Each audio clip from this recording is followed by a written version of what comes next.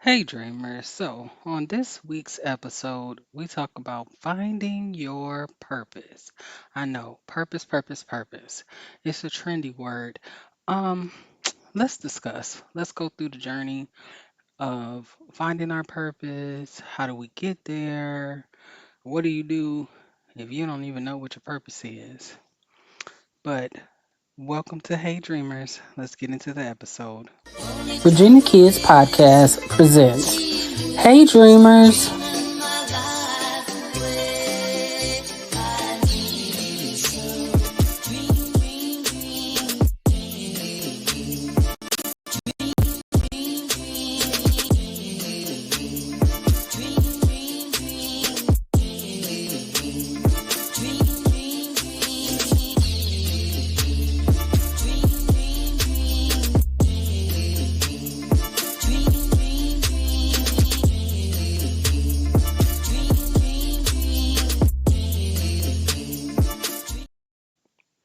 Hey Dreamers, welcome back. So if you're new here, my name is Maxi. I am one half of the Regina Kids podcast. These are the bonus episodes of Hey Dreamers. So let's talk about purpose. Purpose, by definition, the noun, the reason for which something is done or created or for which something exists.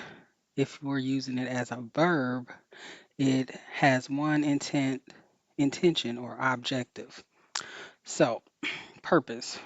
What is purpose when it relates to dealing with our life or finding our purpose? We know that purpose now is a trendy word. Um, People just throw it out there. Find your purpose. Find your purpose. Oh, I found my purpose.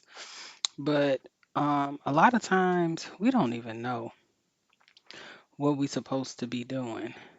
So before we dive deep into that, some would say that writing books is a part of my purpose, which now that I'm in it 4 books deep, I agree. My latest edition is Healing is a Process. So get started today with the Healing Journal, Finding Your Strength. It's available now on Amazon. The Healing Journal is it's a journal in which that I created. It has 4 or 5 different questions like, how is your heart today? Did you do something healthy? Um, just questions to prompt you to start, journaling about your day, or if you're doing it about in the evening time at the end of your day. I have call to action statements in there, which kind of help you continue on with the healing journey as if like, how is your heart today? So it's calls to actions to try to, get you to start in the process of meditating and relaxing and lowering your anxiety and stuff like that. So that's available on Amazon as well as all of my other books. If you don't know, if you're new here, I am a 3 time self published author, broadcast media manager, as well as a podcaster and a corporate girly. So I do have 3 other books: All My Broken Crayons Still Color, Daily Affirmation Book and a Journal, Love You More, Grieving Isn't Easy and Healing Hurts. It's about the 5 stages of grief. This book is available on Amazon, as well as you can go listen and get the experience of the book if you want to listen to it on Apple Podcasts, Spotify, or Audible. And then my final book, the trilogy, I Am Not Responsible for Your Tears, The Authentic Guide to Being Happy. It goes through the 7 steps of things that I've been throughout my life that I had to overcome or let go of to get into my happy place. So there's that. Now back to this thing called purpose.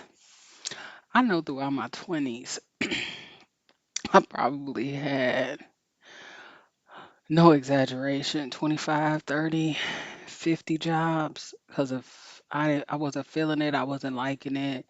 It was I quit. Um I'm not ever coming back. I walked off of jobs. I got fired from a bunch of jobs. Like I was just trying any and everything. Like how some people do entrepreneurship, just trying a bunch of stuff and waiting on stuff to stick. I see now that's how I was going about um these jobs that I was having. So just to dial it back, when you grow up and they ask you what do you want to be when you grow up, I always said I wanted to be a teacher. But then growing up, one of my aunts on the outside looking in, it just seemed like she had the best job as an accountant. So as soon as I graduated high school, that was my first major. I went into being going to school to be an accountant. And although I love math and I love numbers, that shit was boring. It was terrible. It was boring. So I kind of dabbled in between accounting and healthcare because at the time when I graduated high school, my great grandmother was also sick. So I went into healthcare starting to be a CNA in order to take care of her. And then I went into being an activity aide as well. And I realized that I don't know if that job was necessarily, well, the CNA part, I love the part about helping, not wiping asses every day. I don't know about that. But as far as the activity aid and being able to just um, make the residents happy and trigger like moments during their childhood because we wouldn't play like Monopoly or nothing like that. We would do um like we would put together wooden shoes because a lot of them were born back in the 30s and the 40s, so some of them remember when they actually had wooden shoes. Or we would do bowling and the ever famous bingo. So that part I really enjoyed.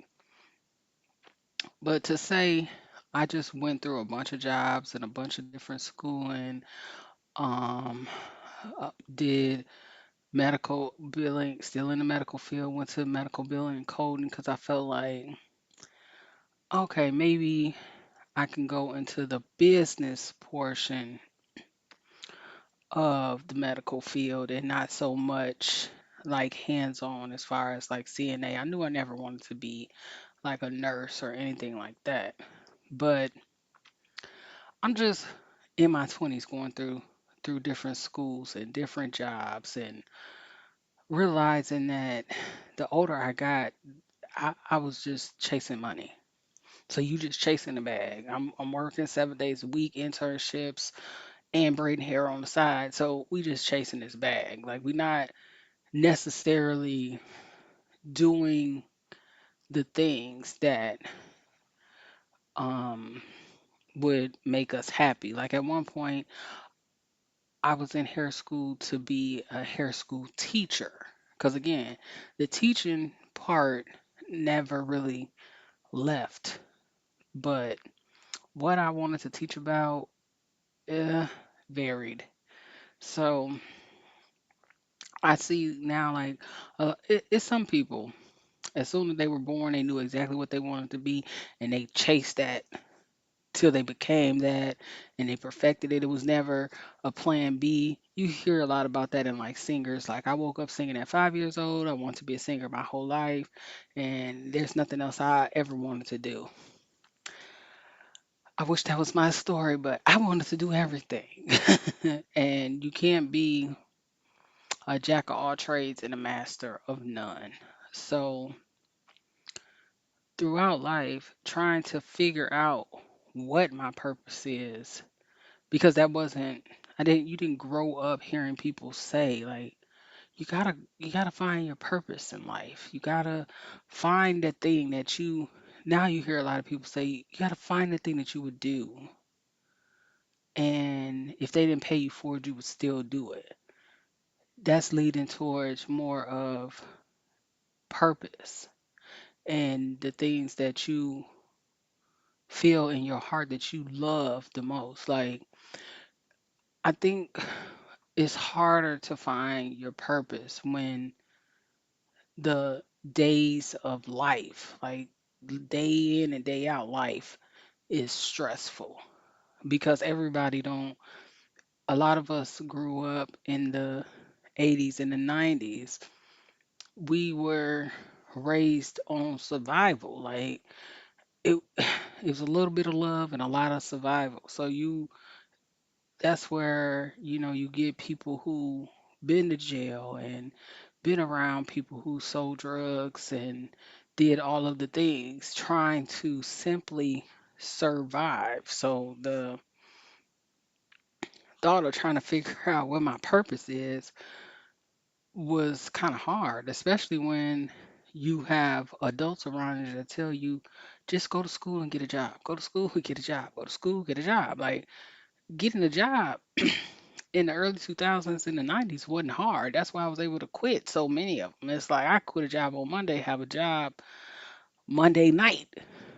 I done walked off a job at 8 o'clock in the morning on Tuesday, and by 10:30, I'll be interviewing for another job ready to start on Wednesday. But times, day and times have changed. I think I fell into my purpose because I knew that helping people was something that brought me joy. It's it's been like that since I was a child.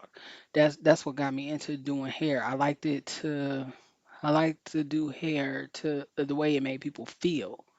Like right now I'm retired, so I don't do hair or braids anymore for that matter. But I do have two clients, and the only reason why I do their hair is because they're disabled. But I know that when I do their hair, it's something as simple as a few French braids here and there, or just washing their hair and being able to put one braid in it, or greasing their scalp. Like the feeling that I get from knowing that makes them feel better about what they're going through is what made me know that help being a helper is something that brings me joy.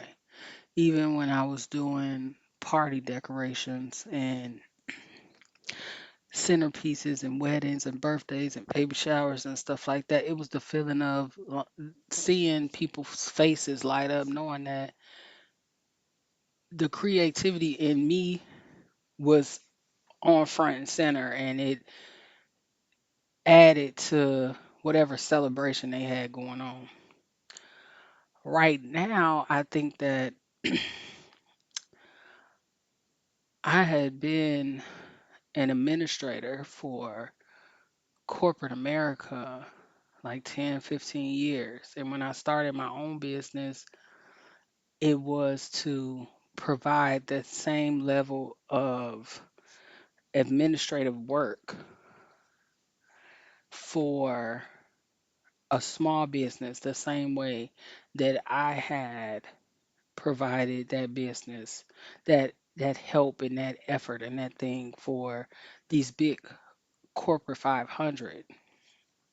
I think my business um fell short because that's an expensive fee for admins. And then you have virtual admins now, and then you have people who have small businesses and they're still in the startup phase of it, and they really can't afford to have a full-time admin in that sense. But I think more of a consultant kind of trickled in a little bit, and then I got into the production of you know online videos and media and podcast and things like that. And then I fell into being an author, which was um, by surprise and not by design. I love reading books. I love I love documentaries and stuff like that, and being able to hear people's story. I think that's where like I said, I fell into the purpose of what I was meant to do, which is hear people's story and combined all of the things that I went through to just write out my own story. So that's how I'm at 4 books because I have 4 books now. Well, two books and 2 journals, but I'm in the process of working on 2 more books, and I think that just getting those stories out and being able to help. Because I always say, like, a lot of times I go to events and I'm selling books, and if I see some young girls there, I always get them an affirmation book. Like I done gifted so many books to people that I feel like if my book, either book, the affirmation journals, the healing journals, like if they could just help one person, if one person um, reads Love You More or listens to it and starts to be able to start their process of healing and understanding that they're not alone in their grief, and that in these last couple of years, a lot of us have lost a lot of people close to us, and that hurt people, and that healing is something that we all need. And I was listening to a podcast recently, and I um I can't think of the name of the podcast at the moment, but the lady on there was saying how she was never against therapy, but God basically told her that she went to therapy in her as she got older and she was getting triggered, and she ended up in back in therapy older, and it was because she had to mature and grow, because now she could accept the answers that she was going to get, because a lot of times we're not willing to be that open, we're not willing to be that honest to get that healing that we need. So it's all a process. I think that everybody should go through, so everybody's going to go through some type of process to trying to figure out what their purpose is here on earth and what they're supposed to be contributing to the universe. And I think that's a great thing, because you don't want to live your life with the woulda shoulda coulda. So like, I know now in my 40s, like pivoting from what I thought that I was going to be doing to trying to get to something that I truly love doing is a big step, and it's a big thing where you're trying to relearn a lot. Like you have to reprogram yourself that going to school, getting a degree, getting a job just is not going to be everybody's path. That's why there's a lot of trade schools, there's a lot of startup businesses, and just through life you realize that, hmm, that might have been something that I like to do 5, 10 years ago. There's nothing wrong if I try something new. So I guess in the struggle of finding your purpose, try something new. Pick up a new hobby. Revisit, and I say this a lot, revisit some of those other dreams you used to have. Because a lot of the things that we used to do as children come back up to be more lucrative as adults, especially for us creatives. Like I realized that sitting at a desk all day in an office or in my home office or in a cubicle, that just ain't what I see myself doing for 30, 40 years. I seen a meme the other day, and it was a video with a bunch of old people. And it's like, who wants to work 30, 40 years so that they can retire and basically be this super old person where you like 65 years old, and now all your aches and your pains and and the this and the that is hurting, and you're not able to experience or enjoy your life, or you never really cared for the job that you were doing because you were too afraid to step out there and just try something new. Now, I ain't one to tell people to quit their jobs because in this economy, we probably need two or three jobs. But what is it going to hurt to, if you're into the arts, to go to a museum or take a class or, um, just explore different options? So, as always, we're going to push forward to the light and dream big, and we'll continue to glow through whatever it is we're going through.